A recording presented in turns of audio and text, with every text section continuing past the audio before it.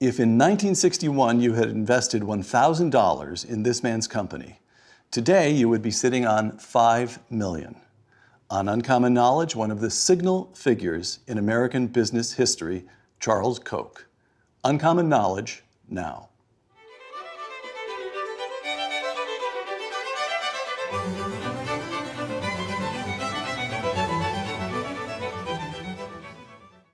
Welcome to Uncommon Knowledge. I'm Peter Robinson.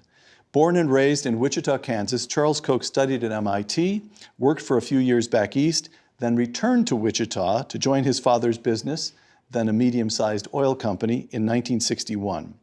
In 1966, he became president of the business, which he renamed Koch Industries in honor of his father. In the half a century since, Koch Industries has grown so dramatically that it now represents the second largest privately held company in the United States. Its products run from oil to polymers to paper products to pipelines to fiber optics, and it employs almost 100,000 people, 60,000 of them here in this country. Worth $21 million in 1961, Koch Industries, of which Mr. Koch remains chairman and CEO, is now worth $100 billion. With his brother David, Charles Koch is active in politics, funding think tanks and campaigns. Mr. Koch is also the author of a number of books, including, most recently, Good Profit. Charles Koch, welcome. Actually, I ordinarily say welcome when we're in our studio, but you were kind enough to invite us into your home, so thank you for welcoming us here to your home in Indian Wells, California. Well, thanks for having me on your program. I've watched it a number of times, and I don't deserve to be on it given the quality of the others, but I take that as a high compliment, and I thank you for it. All right, the opening gambit is modesty then. Well, from Good Profit. Good Profit is creating, this is the way you define your title. Good profit is creating superior value for our customers while consuming fewer resources and always acting lawfully and with integrity. Now, Charles, your common understanding of profit is money is money. What has integrity got to do with it? Well, it has to do with this. Now, if you want to make a quick buck, you can do it a lot of different ways. You can cheat somebody, you can misrepresent something, you can go manipulate the political system to get an advantage. But if you want to be successful over a long period of time, I believe you need to focus first of all on creating value for others. And I've had people, well, that's naive, that's utopian. No, it isn't, because why will the customers want to pay you anything over a long period unless you're creating value for them? Why would your employees want to work for you? Or if they didn't have any alternative, why do they want to give their best efforts? Why do they want to get excited? Why would they wake up at night with ideas? If you're in a community, a plant in a community, unless you're creating value for that community, why would the community want you there if you're polluting and hurting people and not contributing anything to the community? So long-term success starts with being dedicated to creating value for others. It's not altruism. It's my whole philosophy is to have a system of mutual benefit where both parties gain, a society based on win-win. All right. One of the aspects of Good Profits that's so interesting to me is that you provide something of an intellectual history. That makes it sound pompous. It's a very readable, enjoyable book, but you're talking about your own intellectual journey. Young man in Wichita, you go off to MIT, you begin reading, you try to figure life out. And as you're reading at MIT and during your few years as you're working back east, I'm going to quote you now, the conclusions you reached. The more books I read, the more passionately I embraced the truth that widespread human well-being demands property rights, allows people to speak freely, refrains from interference in private parties' agreements and exchanges, and allows human action, that is markets, allows human action to guide prices. Close quote. So we've got the young man from Wichita embracing the Scotsman Adam Smith and the Austrian economists Friedrich Hayek and Ludwig von Mises. You find your way to classical liberalism. How did that happen? Well, it happened because I discovered at an early age, I didn't think I was much good at anything. But my father did me a big favor. He had me working in all my spare time from the time I was 6, because he announced he didn't want his sons to be country club bums. He wanted us to feel grateful for everything and entitled to nothing. And for whatever reason. And when you say working, he didn't give you some cushy office job in the company. No, not particularly at age 6. I started out digging dandelions. And when I say dig dandelions, you don't pull them out. You dig down and you have to get the entire root or they'll come right back. And I remember there was a club and a swimming pool across the street from us. And I'm out there in 105-degree heat digging these, and I could hear my friends, my little 6-year-old friends, they're swimming and jumping off the diving board, and I could recognize each one's squeal was different of joy. And I'm thinking, why does my father hate me and their fathers love them? I found out that if you don't, and then I, of course, graduated to shoveling out stalls and milking cows. And that doesn't sound like much work, but it's hard work. So I would milk cows before school and then again after school, milk our cows, and digging post holes and all these things. But I discovered that much later that if you don't learn to do dirty jobs, if you don't learn unpleasant work, you, by the time you're in your 30s, you never learn to work productively. And so he was doing me a huge favor. So it was beyond the work ethic. It taught you how to work productively and how to work with others in mutual benefit. For example, if a group of you are doing a dirty job, you don't try to stick it to them, make them do more, then they'll try to do it to you, and the work goes on and on. You want to work together to get it done as efficiently as possible. You want to understand who your customer is. What does my customer want? What does he value? I better do this the right way or I'll have to do it again. So you learn tremendous number of lessons in doing these dirty jobs. So that was the starting point. And then I learned, I didn't think I was much good at anything, and the other thing you learn is you don't want to do that the rest of your life. Right. So you better find some aptitude or something so you can do something that's more satisfying and fulfilling to yourself and is not as unpleasant. So I didn't find much any good. And then in the 3rd grade, I found the teacher was putting math problems on the board. And I asked, why is she doing that? The answer is obvious. It wasn't obvious to the other kids. Right. Oh my God, I have an aptitude.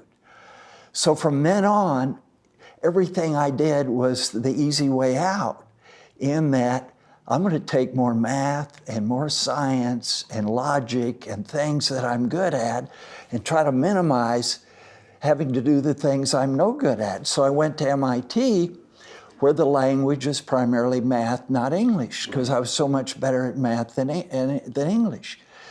And even though I got all these engineering degrees at MIT. By the way, it's worth noting, you got your undergraduate degree in engineering at MIT. You got a master's, correct me if I'm wrong, but as I recall, you got a master's in mechanical engineering. Nuclear engineering. Nuclear engineering.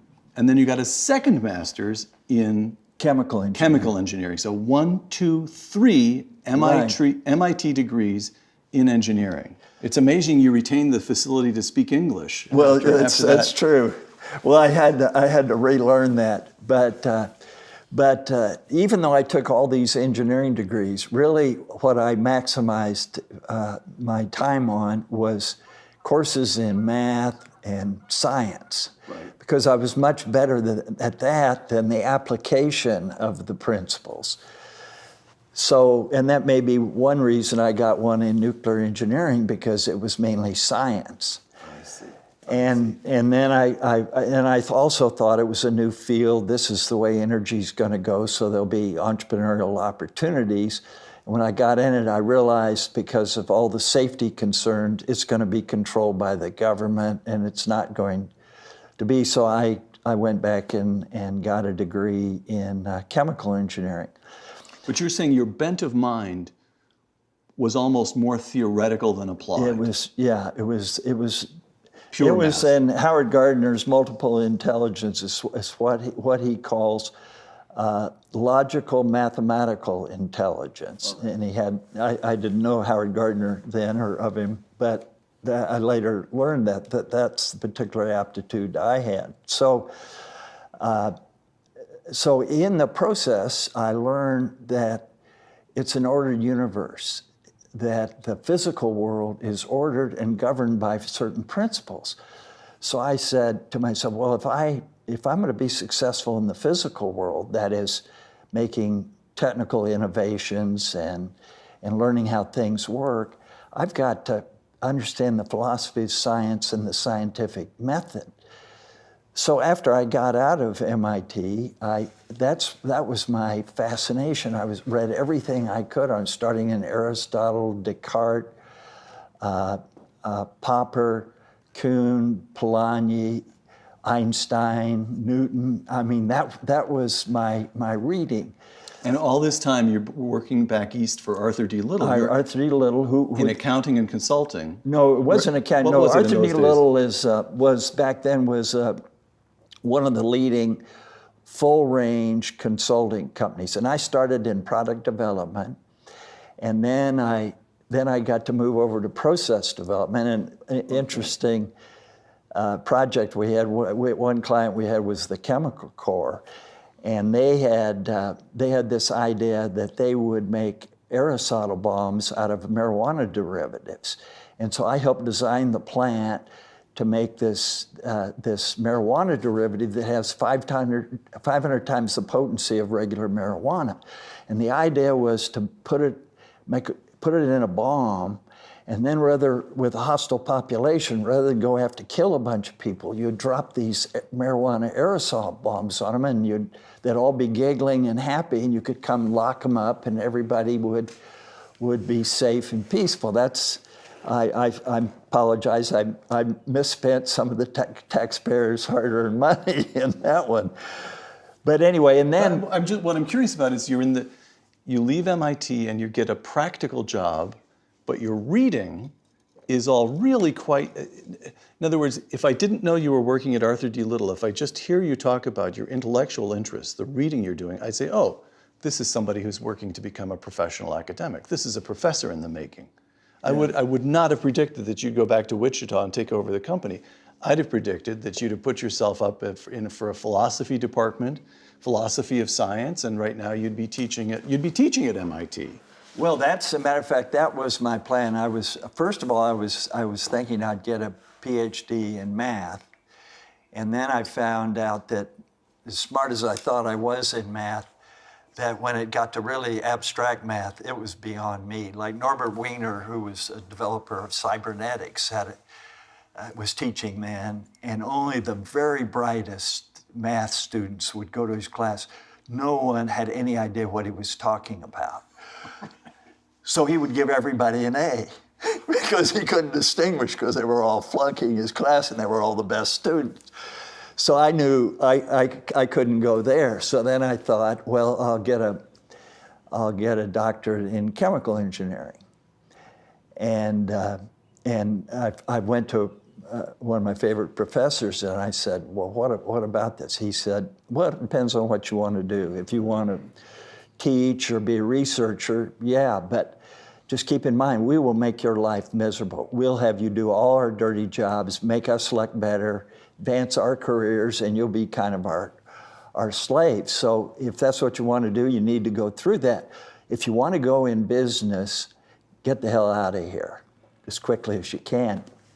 So I went off and thought about it, and I said, well, I think probably logic and math will be helpful in business as well. And that sounds like a lot more fun. So I got this job at Arthur D. Little, and then as I said, I started in product development, then I did process development, and then I got over in management services. And great learning experiences because we got to do consulting for Standard Oil New Jersey, now Exxon, DuPont, Koppers, Stanley Work, all these sizable companies. And here I was like 24, 25, and I'd go get to make presentations to senior management.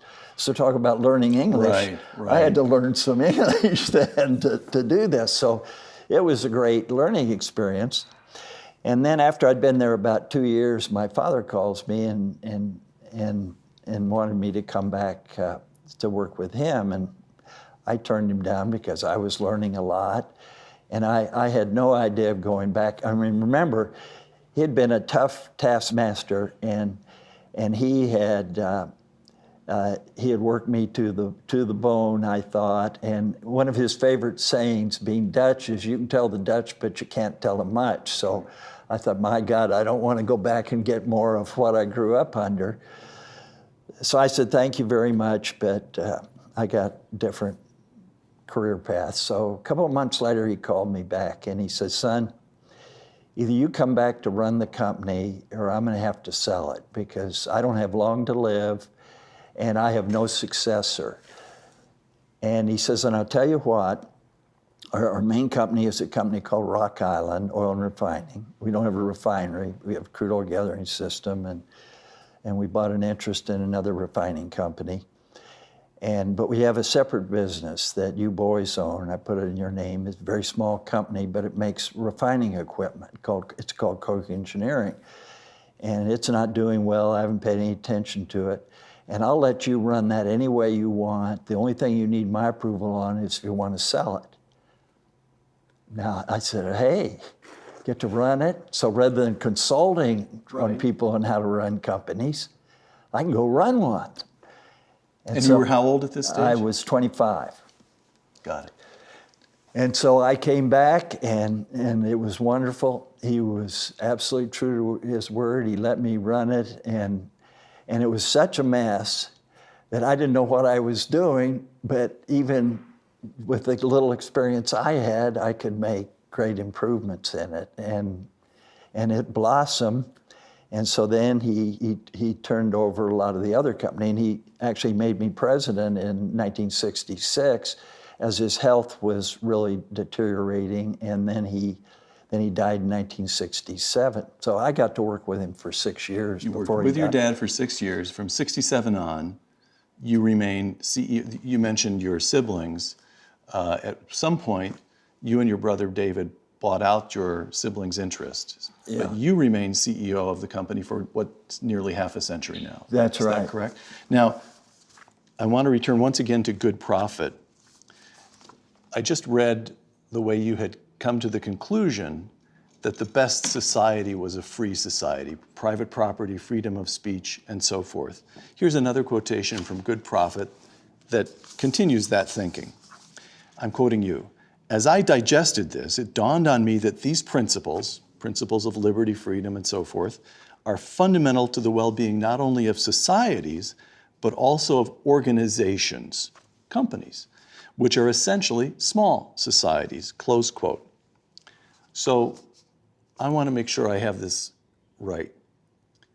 Koch Industries, this gigantic, enormously successful company as we see it today, back in your mind, in the mind of young Charles Koch in the late 60s, your father's gone, now you're in charge.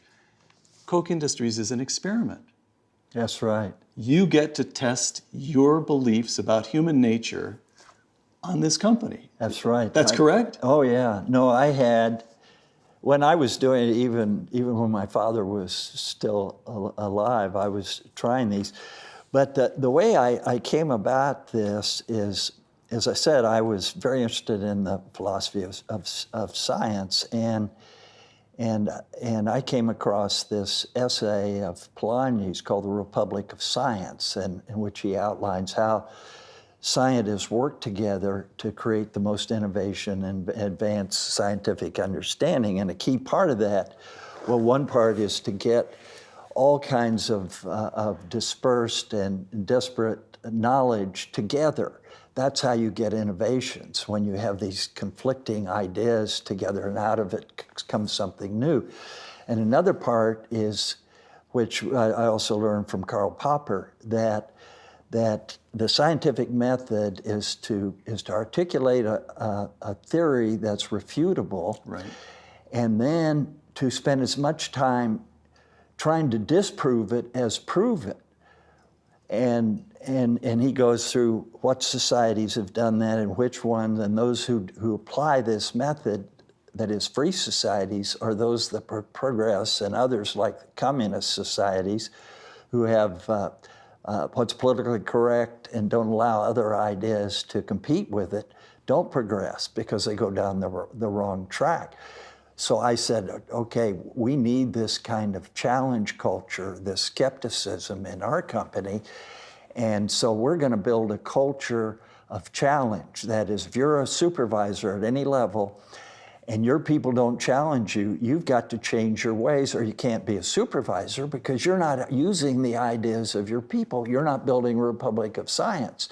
And if you're an employee and you don't challenge your supervisor, then you're not doing your job. Why don't we get another computer or a robot or something to do it, because you're not using your brain. Let me interrupt there, because this gets us to what is the heart of much of good profit.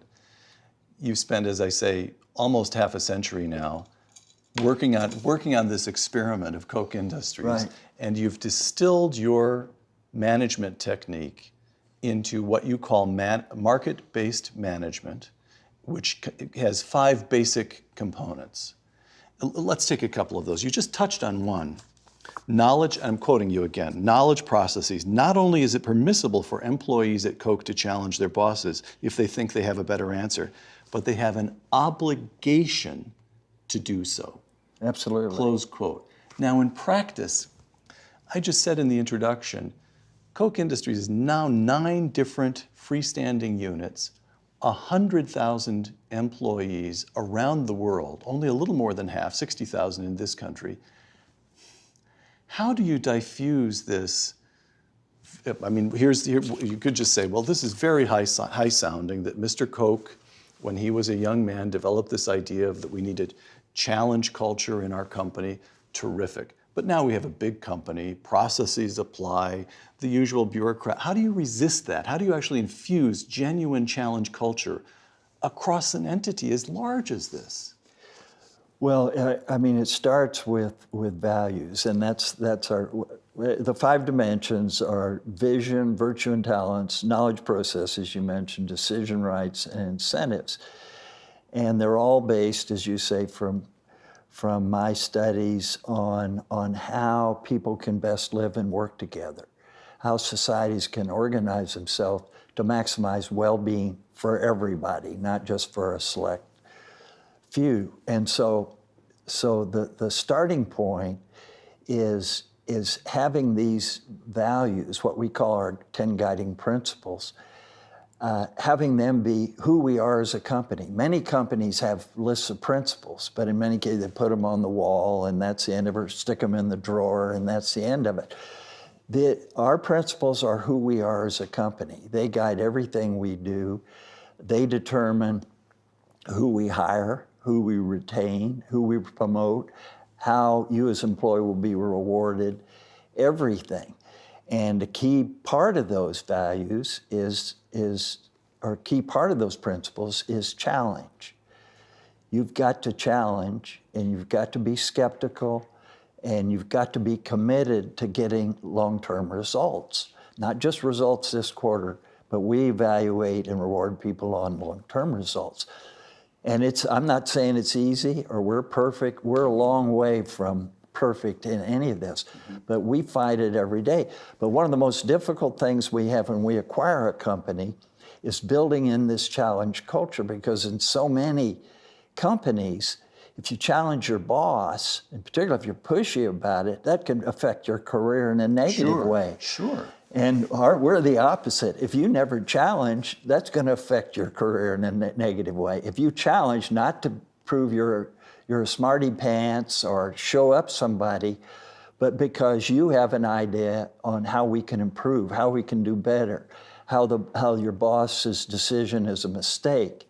And if you do that, whether you're right or wrong, you're going to be celebrated and you're going to be rewarded for that, particularly, obviously, if it improves results. Another of the 5 tenets of market-based management, virtue and talents. And again, I'm quoting from Good Profit. We can hire all the brightest MBAs in the world, and if they don't have the right values, we will fail. We hire based on values first, then talent. That's breathtaking. It's breathtaking. Well, first of all, just as a practical matter, how do you screen for values? How do you screen for values legally? You're not allowed to ask questions about people's religion. How do you do that? How do you hire based on values? We're not concerned about religion. We're concerned about, do you have integrity? Do you have the courage to live by the values when they're tough? This is why Aristotle called courage the most important of all the virtues, because if you don't have it, you won't be able to exercise the other virtues when they're needed most. So courage, compliance, value creation, being dedicated to creating real value for our customers, for society, for the company, knowledge, challenge, treating others with dignity and respect, and then trying to have a job that's fulfilling to you, because we find, and this isn't just altruism, this is the philosophy of mutual benefit. If an employee has a fulfilling job, they're going to be more creative and more productive, and it makes their lives better. Charles Koch, author of Good Profit. Thank you. 1961, the company's worth 21 million. Half a century later, it's worth 100 billion. Let me quote Good Profit. 1962, this is your second year at the company, was the year I began working to expand Rock Island's largest business. Rock Island was then the name of the company, to expand the largest business, crude oil gathering. We aggressively, that word is important, I think, right. We aggressively bought crude oil trucks, trucking companies and pipelines, and we built pipelines where others refused to take risks. That's a word that's important too, risks. Right. Now, in much of Good Profits, you sound like a very calm, serene, rational processes guy, which you'd expect from a man who has 3 degrees in engineering. Yeah. But here's a glimpse at somebody who thinks risk is important. And so what I'm trying to get at here is, what is your attitude toward risk? What is the company's attitude toward risk? To what extent do we owe this amazing growth of your company to intelligent, rational processes, and to what extent do we owe it to managers following your lead to take risks? Are you a good gambler? Well, I mean, you see what I'm getting at. You see what I'm getting at. But this MBM approach is not market-based management. Yeah, just one piece, and that'll work by itself. It's an integrated philosophy, and each of the 5 dimensions need to reinforce each other. And for example, we do not take risks with safety or the environment. I mean, safety is job one, and if there's something not working properly at a unit, we say shut it down. For example, at Georgia Pacific, when we bought it, they had their vision was to be the low-cost upgrader of Southern Pine. And so the employees really bought into that. So if a paper machine, I don't know if you've ever seen a paper, they're huge and complicated, very dangerous. The employees would tend to try to fix the machine while it's operating. And so they had a big accident rate. And we said, no, the rule, safety is first. Saving people's lives, protecting their health is first. If the machine is, you'd never work on it until it's shut down. This took years to get that through. We had to fire managers, fire employees who were violating this. But that's how ingrained some of these mental models or ideas are. But we finally changed that. Every company we buy, first thing we do is improve safety and then improve the environmental practices. So those are first. So we don't take risks there.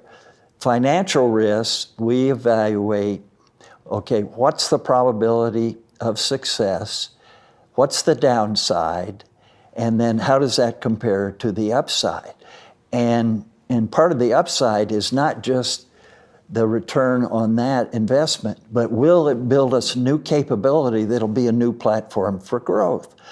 And when we say we took more risks than others,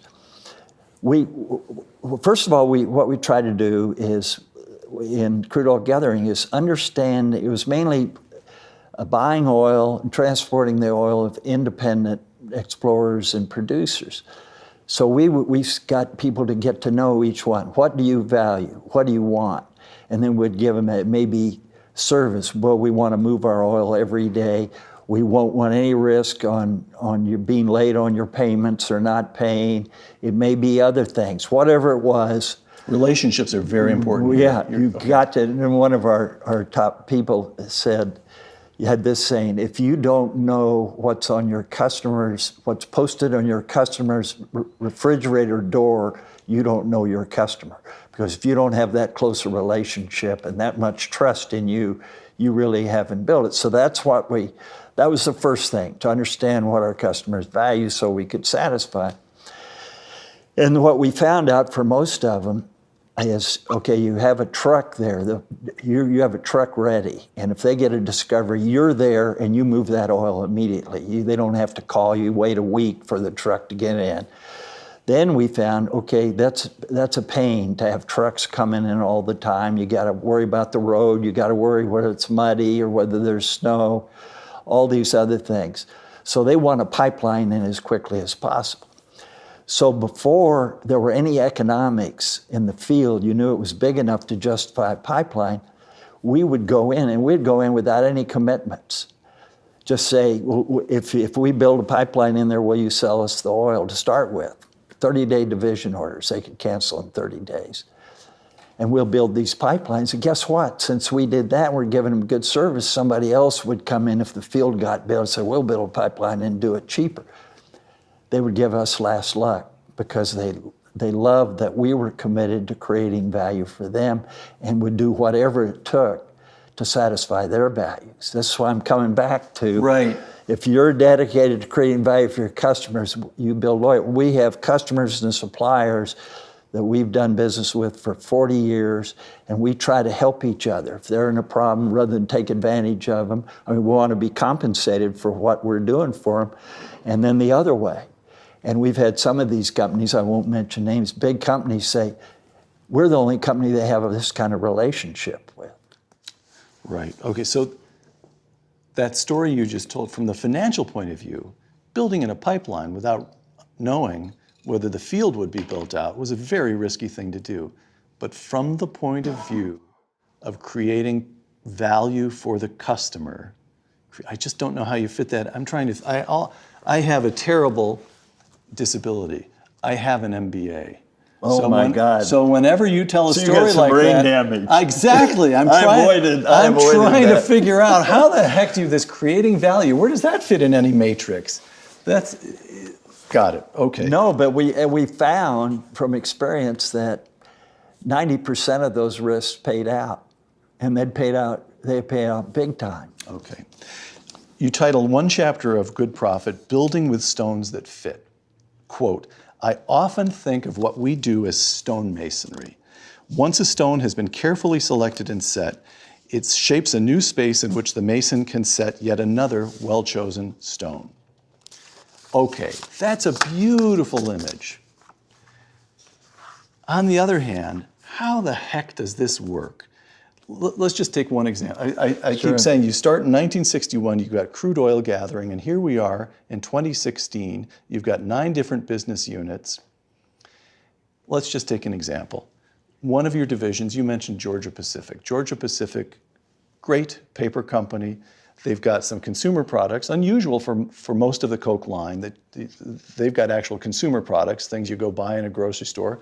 One of their lines is Brawny paper towels. Right. Now, Charles, how on earth do you get From owning crude oil gathering operation to owning a company that makes brawny paper towels. How do you get these pieces? How do you know the pieces fit together?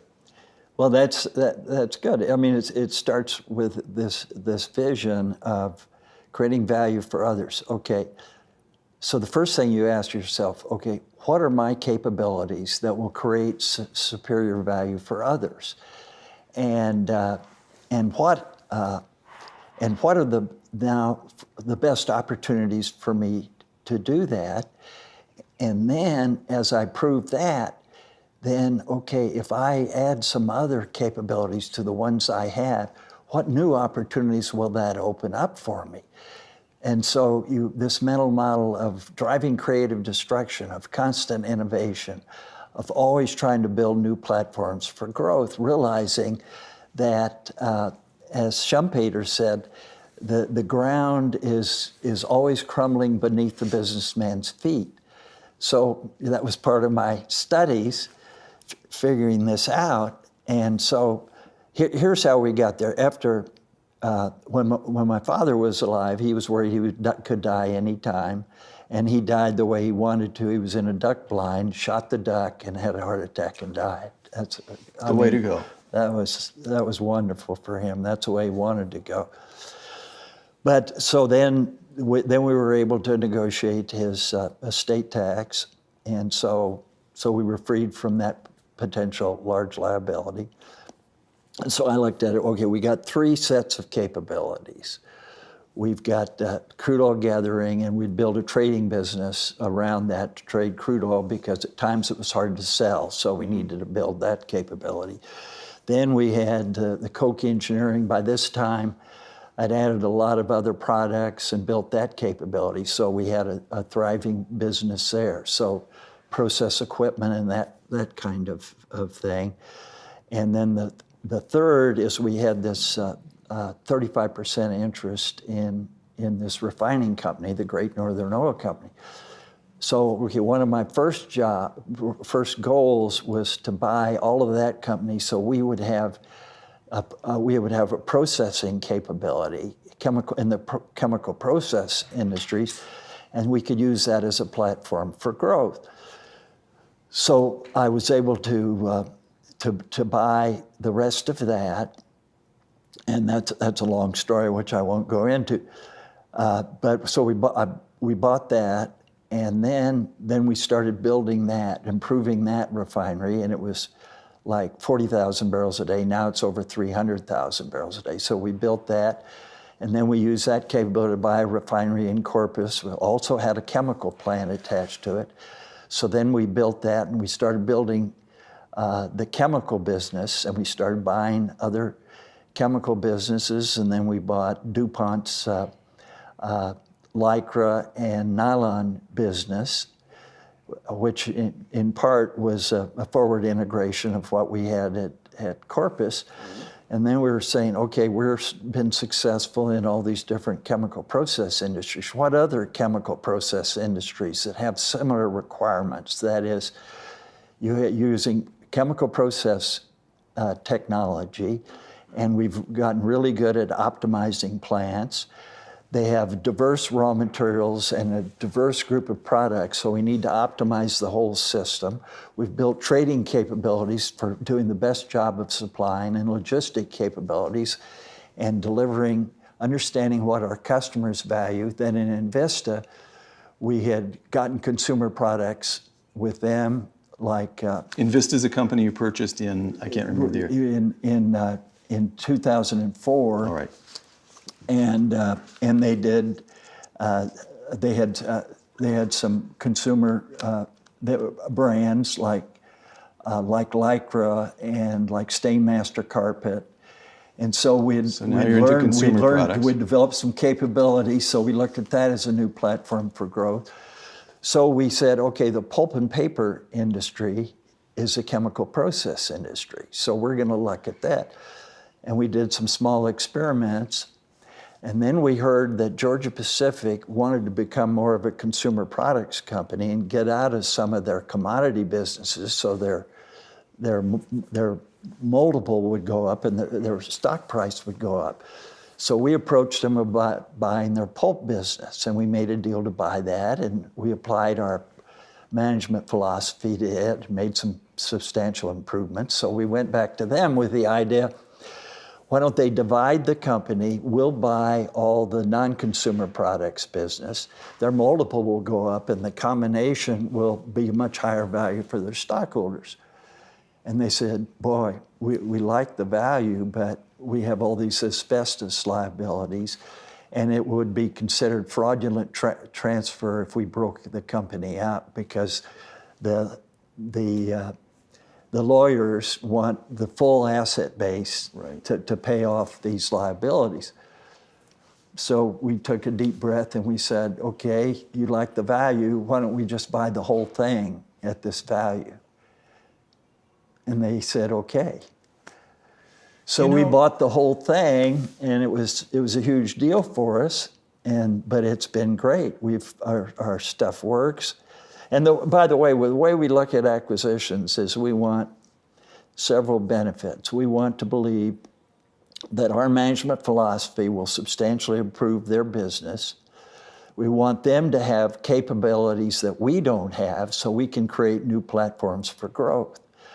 So we want it to be win-win, one hand wash the other. It isn't just we take it over and tell them how to do. Right. No, we merge the two sets of capabilities to create more value. Charles, half a century of growth, where did all the capital come from?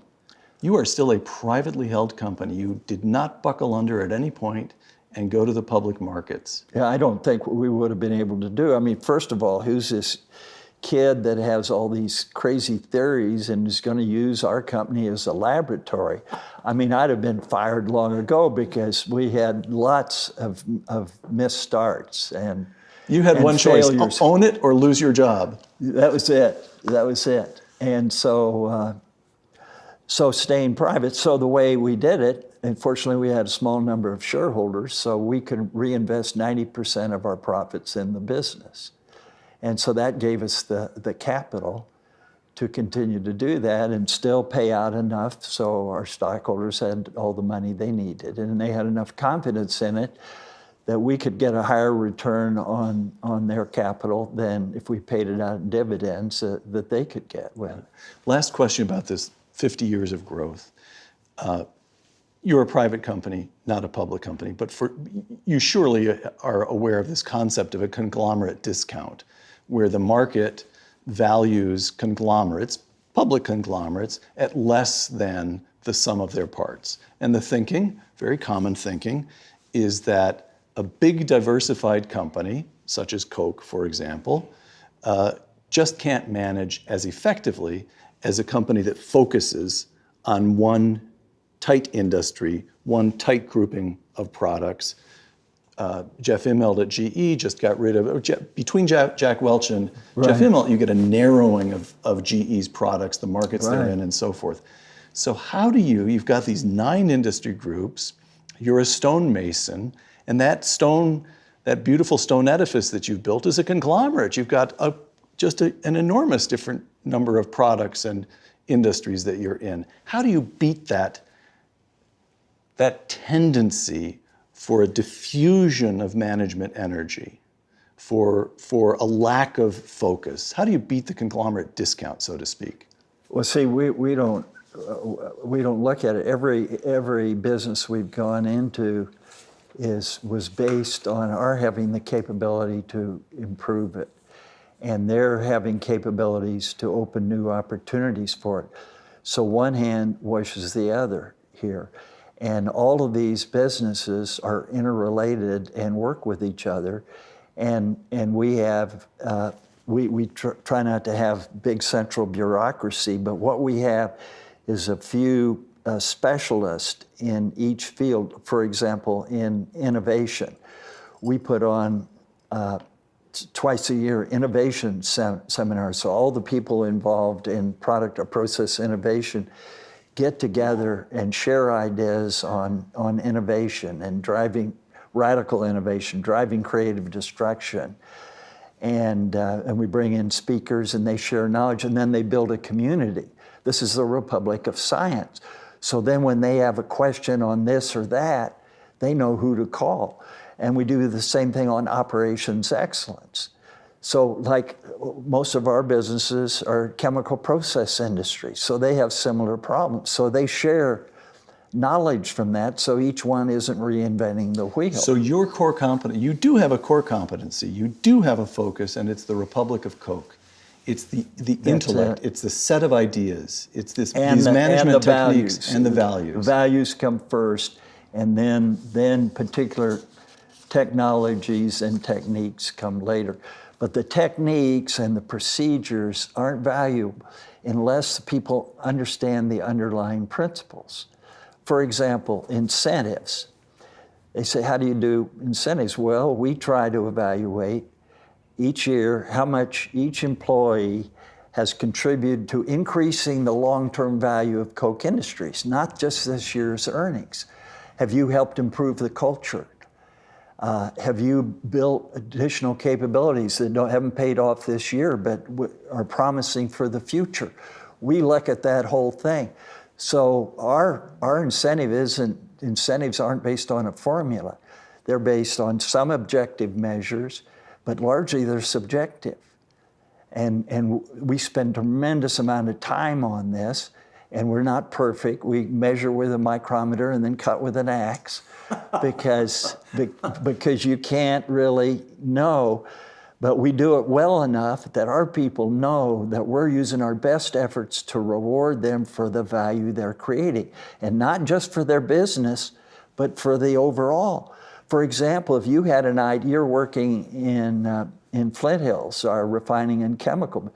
If you had an idea that helped Georgia Pacific or helped Invista, that's going to be in the evaluation. And even if it didn't help them that year, what we believe it'll help them for the future.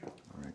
From the Republic of Koch to the American Republic, you and your brother David have been active in supporting free market, libertarian think tanks, candidates, political causes. This has been going on for years. You helped found the Cato Institute in 1977 is when Cato was founded.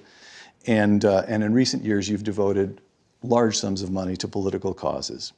Now, you get beat up in the press for this all the time. Right. Senator Bernie Sanders, campaigning for president, crisscrosses the country, naming you and your brother by name as bad guys. Right. Charles, let me clue you in on something here. Here's the way it's done. You retain a good lobbying firm in Washington quietly.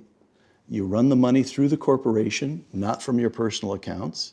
You get what you need done to get the legislation and the regulation that you need to increase your profits, and you keep your name out of the press. Now, why can't you see that? I see that perfectly, and that's called corporate welfare, and that's one of the things that's destroying our country. We don't look at it that way, and I mean, as you've been pointing out, I'm quite idiosyncratic in my approach to things, and that's true on politics. We don't look at policies on whether it's going to make us more money or not. We look at it, will this help people improve their lives, or will it make their lives worse? And I see the biggest problem in the country, and I've complimented Bernie Sanders on this. Yeah, I'd like to get to that in a moment. Yep. Is that we're in and increasingly becoming a two-tiered society that's destroying opportunities for the disadvantaged and creating welfare for the wealthy. So the primary issues we're working on, one is criminal justice reform. Another is improving the education system, particularly, all through K through 12 and universities, not only in policies, but in supplementing it. And we have a number of organizations that do that. Then in creating more of an open economy, so people who have nothing have the opportunity to get jobs, get started, and create well-being and meaning in their lives. And then that's on the one side. And then on the other side, to oppose all corporate welfare, all benefits. And the analysis we've seen is that this corporate welfare is costing the economy probably at least $5 trillion a year out of a $15 trillion economy. For example, the tax code alone has $1.5 trillion of special benefits and exemptions in it. And so we oppose all of that. And we think, no, look, as you know, this country was in theory founded on the idea of every human being has rights, unalienable rights, and there should be equal rights. And because this country applied it a little bit, it became the most prosperous country with the greatest well-being of any in the history of the world. But this was unique. All other countries were founded on the divine right of kings, or the emperors of God, or the rulers have all the rights and the people have none. Now, the tragedy in this country, which is haunting us today, is that wasn't fully applied.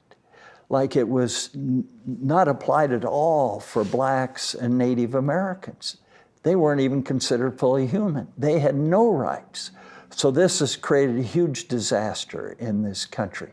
Then women only had partial rights, and certain immigrants, such as the Chinese and the Irish and others, only had partial rights.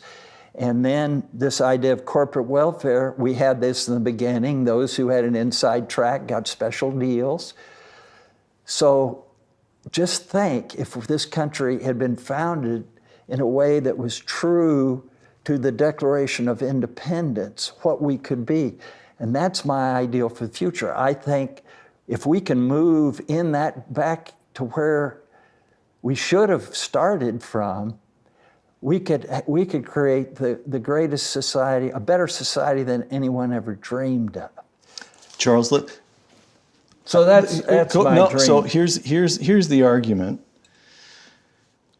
I just have to put it to you. This is from here's the argument. I said you get beat up in the press all the time. Here's from a recent article in the New York Times. Quote, the Koch brothers and a small number of allied plutocrats, you can tell he's not on your side if you're talking about your friends as plutocrats, have essentially hijacked American democracy, using their money not just to compete with their political adversaries, but to drown them out, close quote. This notion that somehow you're too wealthy, that because you're as wealthy as you are, you have too many resources. It's unfair for you to weigh in politics because you just have more than others. How do you handle that? Well, I mean, look at the money that we raise that goes into politics, which, I mean, we have a budget this year of, let's say, $500 million for all our activities. The great majority of that goes for education, for this new organization we're building called Stand Together, which works with these group who try to improve the lives of disadvantaged people, particularly minorities, and that's so exciting that if we can really help these people expand their capabilities, and then in think tanks getting the ideas out, pushing for better policies, and just a fraction goes into electoral politics. As a matter of fact, I have said, okay, we're going to raise, let's say over the 2-year period, we raised $750 million total. I've been saying that probably 250 in that will go in politics, but because of our disappointment in the primaries, that I think it'll be significantly less than that. But our total will be about the same because there's more interest in these new things from our donors. Okay, let's just take a moment to explain that. So when you say you're raising money, you and your brother put in substantial resources yourselves, but at this stage, you've put together a network of something like 300 or so like-minded individuals. 400 to 500. 400 to 500. People, you have your conference each year. There's a discussion about what the priorities are. 2 a year. Okay. I just wanted to make clear that when you say you raise money, you are raising money as well as putting in your resources. The great majority of what we invest or help invest is coming from others. Okay, so I want to come to the current, your disappointment in the primaries and so forth in a moment. But to look at that quotation I gave you the other way around. The New York Times piece that I quoted says, oh, in some way it's illegitimate for wealthy people to get in. There's another way that might be looked at, and it's just the other way around. And the way it might run is something like this, that people who have benefited from the free market system have some responsibility to defend what they have experience of it, they can see its shortcomings. Corporate welfare would be one in your case, but people in your position have something of a responsibility, and the surprise is not that Charles and David Koch have put together several hundred friends and like-minded people. The surprise is that there aren't more people. You can think Charles Koch, David Koch, Rupert Murdoch, Clifford Asness, Sean Field. You don't have to go very much beyond the fingers of two hands to think of prominent business leaders who take seriously American politics and are willing to speak under their own name. Why is that? Well, I think first of all, I feel just as you say, I feel a moral obligation to do this, and I feel I have talk about a calling. I have a calling to do this. Unfortunately, the other parts have been effective. Like when I started in this, I started in education because I wanted, as I said, these ideas were transforming my life, and I wanted to give as many other people the idea the opportunity to transform their lives. And then I could see that many of the policies were holding people back from fully applying these ideas to make their lives better. So we started working on trying to move America towards policies that will enable everybody to practice these, as opposed to where I saw us going, to a system of control, dependency, cronyism, and poverty that isn't creating this system of mutual benefit and general well-being, but a system that's pitting individuals and groups against each other. And then we got into electoral politics because I was very disappointed in what the Bush 43 administration was doing. They grew the government much more than Clinton, and even on the regulatory, they're supposedly deregulated.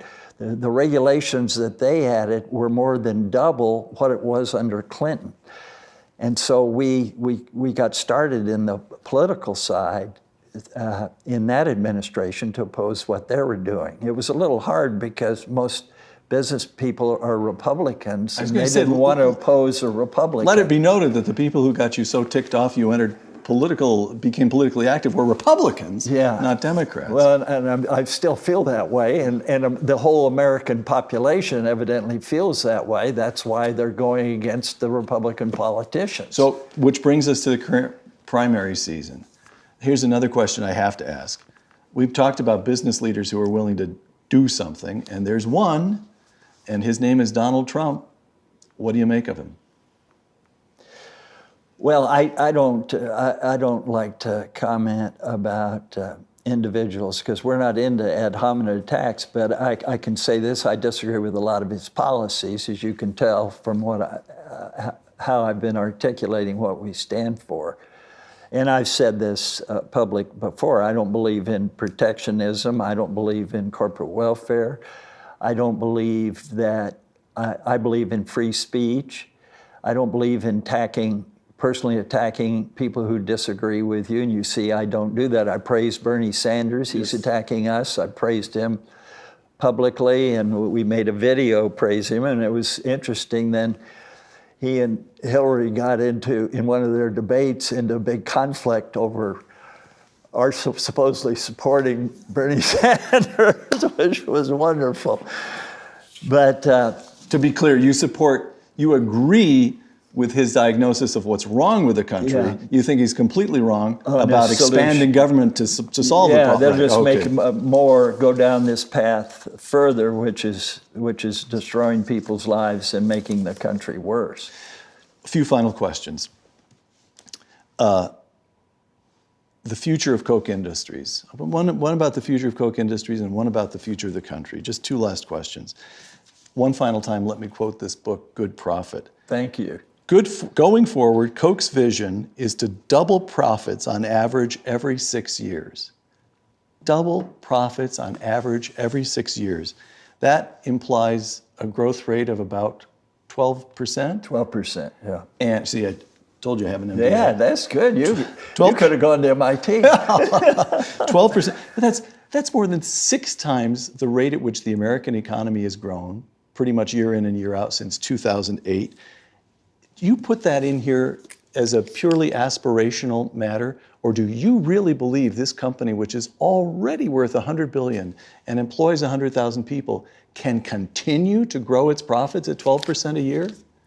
Well, we can only do that at certain times, and that's not like I'm assuming and pushing our people to have an even slope up. Where we've grown, we've been flat for a while, and then we get a new opportunity, we jump up, and then we're flat for a while. So that doesn't mean every 6 years, but that's why I say on average. I see. Over 50 years, But there's still room for growth in your mind. Oh yeah, but we've got to find new platforms for growth, and that's why we bought Molex, and we have a lot of other investments in information technology, and our goal is to turn all our products and processes into smart products and processes. For example, we operate a lot of plants that are dangerous, either because some of the raw materials or the intermediates are toxic, or because they're explosive. So you have what's the technology today, somebody with a sniffer, a detector walks around to see if there are any of these. We're working on a process that will have monitors everywhere and will automatically not only detect it, but shut the unit down. I mean, that's a smart product and processes. Then Georgia Pacific's working on the public bathroom of the future, which will be cleaner, use lower energy, not run out of anything, and so on. So we're working on that everywhere, and then we're broadening Molex's product line to enable us to better do this. So it'll benefit them and our other companies. Once again, it's win-win. It's how the different pieces fit together. And then we're doing the same thing in biotechnology. I said I had one more question, but I actually have, this just occurred to me. It's been a long time, Charles, since you had anything to prove to anybody. And you've just turned 80. It's been half a century of building this company. And yet everybody I talked to in your organization said, oh no, Mr. Koch is still putting in 9-hour days. Well, it's much more than that. That's just at the office. Come on. No, I go home and work out and have dinner, and then I work some more. Well, what are you doing? Look, there's a golf course right outside your window here. Yeah, and I might play one day a week or one day every other week. But truly, what keeps you at it? It's well, I take what Shakespeare said, that that's what's won is done. Joy's soul is in the doing. So I mean, it goes with Maslow and the psychologists, what they've found. What gives you fulfillment and long-term happiness is accomplishing something. And they find that if you accomplish something and then that's it, what are you just going to brag about you did that? It's like somebody got a PhD and that's their high point in their life. They're just going to rest on their laurels. No, you become very unhappy, become bored. What you've got to do is keep growing and learning and finding new ways to contribute. That's the way you feel good about yourself. All right. Now my final question, the future of the country. I'm quoting now from a column Your column in the Chicago Tribune in which you said, I agree with Bernie Sanders. You agree with his diagnosis of what was wrong. That was in the Washington Post. I'm sorry, the Washington Post. Yeah. Quote, so I'm quoting that column. It is results, not intentions, that matter. History has proven that a bigger, more controlling, more complex, and costlier federal government leaves the disadvantaged less likely to improve their lives. Close quote.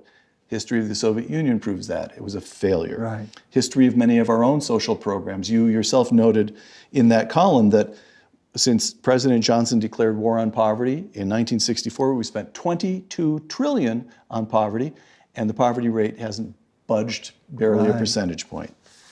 So here is the question. All of that evidence that big government is a problem, particularly for the poor, and yet in a recent poll, this is in Iowa, leading up to the Iowa caucuses, 43% of Democratic Iowa caucus goers and the largest percentage among young people called themselves socialists. Called themselves socialists. Despite it all, are you optimistic about the future of this country? Well, we've got to change the narrative, and we've got to learn to do a better job of communicating what makes people's lives better, what will give them happy, fulfilling lives. And it's, as you pointed out, it's not socialism. And now this is what they're getting from almost all the media at almost all universities and schools, that this socialism is good. So, but fortunately, there's technology there. There's alternative media, and there are more and more groups that are realizing that this is a dead end. And so what we're trying to do in our network is reach out and innovate, drive creative destruction in this area, find new and better ways to show people this is a dead end for you. The way to live a better life and have a more moral society is to go away from this system of control and dependency and perpetual property. Charles Koch, author of Good Prophet, thank you. Thank you, Peter. For Uncommon Knowledge and the Hoover Institution, I'm Peter Robinson.